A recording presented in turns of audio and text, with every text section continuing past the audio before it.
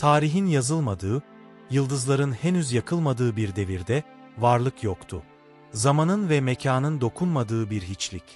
Sadece adı Tengiz olan, dipsiz, kıyısız, karanlık bir suyun sonsuz fısıltısı vardı. Bu, evrenin henüz uyanmadığı, rüyasız bir uykuydu. Ve o suyun kalbinde, henüz bir bedene bürünmemiş, saf bilinç halinde bir o vardı. Ebedi ve ezeli olan. Göklerin ve yerin gelecekteki sahibi, Ulu Tengri. Bazı eski fısıltılar ona Kayrahan derdi. Merhametli, yaratıcı iradenin ta kendisi. O, suyun üzerinde, düşüncenin hızıyla salınırdı. Yalnızdı. Ama bu eksiklik değildi. Bu, henüz tamamlanmamış bir bütünlüktü. İşte o an, sonsuz suyun kalbinden bir ses, bir yankı yükseldi. Bu, Kayrahan'ın kendi iradesinin sudaki yansımasıydı. Bu yansımadan, kendisine benzeyen ama özünde farklı olan ilk varlık, kişi, yani geleceğin Erlik'i doğdu. Artık evrende iki varlık vardı. Asıl ve gölgesi. Kayrahan, üzerine basacakları, varlığı köklendirecekleri bir kara parçası arzuladı. Yoldaşı kişiye döndü ve o kozmik sessizlikteki ilk emrini verdi. Dal o karanlık sulara ve getir bana evrenin kalbindeki çamuru. Kişi, bu emre itaat etti. Primordial okyanusun ezici karanlığına daldı. Dibe ulaştı ve avucuna yaşamın ilk ham maddesini, çamuru aldı. Ancak yüzeye çıkarken, zihninde evrenin ilk isyanı filizlendi. Kendi gücünün, kendi dünyasının hayalini kurdu. Kendi karanlık kibrinin ilk tohumunu ekti ve avucundaki çamurdan bir parça çalarak ağzında sakladı. Yüzeye çıktığında, hiçbir şey olmamış gibi, çamuru Kayrahan'a sundu. Yüce yaratıcı, o çamuru aldı ve suya bıraktı. Ardından, kainatı titreten bir iradeyle buyurdu. Büyü. Bir emirle, avuçtaki o çamur, evrenin ilk notası gibi titredi ve genişlemeye başladı.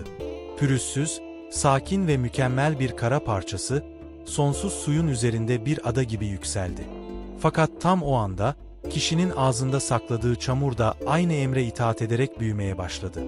Genişleyen toprak, kişinin boğazını tıkadı, nefesini kesti. O ilk hırsızlık, onu boğmak üzereydi. Acı içinde kıvranırken, Kayrahan'ın ikinci emri geldi. Tükür. Kişi, ağzındaki çamuru büyük bir basınçla dışarı püskürttü. O parçalar, Kayrahan'ın yarattığı o mükemmel dünyanın üzerine bir leke gibi saçıldı. İşte o an, yeryüzünün kaderine ilk iz bırakıldı. Düz ovaların yanına sarp dağlar, verimli toprakların yanına bataklıklar, sakinliğin yanına kaos yerleşti. Dünyanın kusuru, o ilk ihanetinin eseriydi. Kayrahan, yarattığı bu toprağın tam merkezine, kökleri yer altına, dalları gökyüzüne uzanan muazzam bir ağaç, Ulu Kayın'ı dikti. Bu, yaşamın ve nesillerin sembolü olacaktı. Sonra topraktan, kendi suretinde varlıklar yonttu. Onlar, insanlığın ilk prototipleriydi. Kilden yapılmış, kusursuz ama cansız heykeller. Onlara can, yani kut vermek için göklere yükselmeden önce, bu değerli bedenleri koruması için yanlarına bir bekçi yarattı. Bu, kürksüz, çıplak ve zayıf bir köpekti. Kayrahan'ın yokluğunu fırsat bilen Erlik, intikam ve hasetle yanan kalbiyle olay yerine geldi. Bekçi köpeğin zayıflığını hemen fark etti. Soğuktan titriyordu. Yanına sokuldu ve fısıldadı. Bırak beni, o cansız bedenlere dokunayım. Karşılığında sana öyle bir kürk vereyim ki, bir daha asla üşümeyesin. Soğuğun ve yalnızlığın acısıyla zayıf düşen köpek, evrenin o en trajik pazarlığını kabul etti. Erlik, korumasız bedenlerin yanına yaklaştı.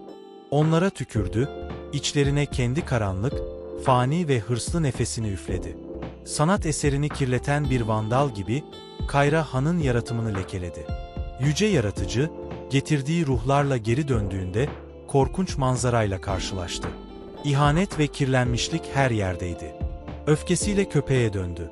Ona vaat edilen kürkü verdi ama onu sonsuza dek insanın merhametine ve gazabına muhtaç bıraktı. Ardından insana baktı.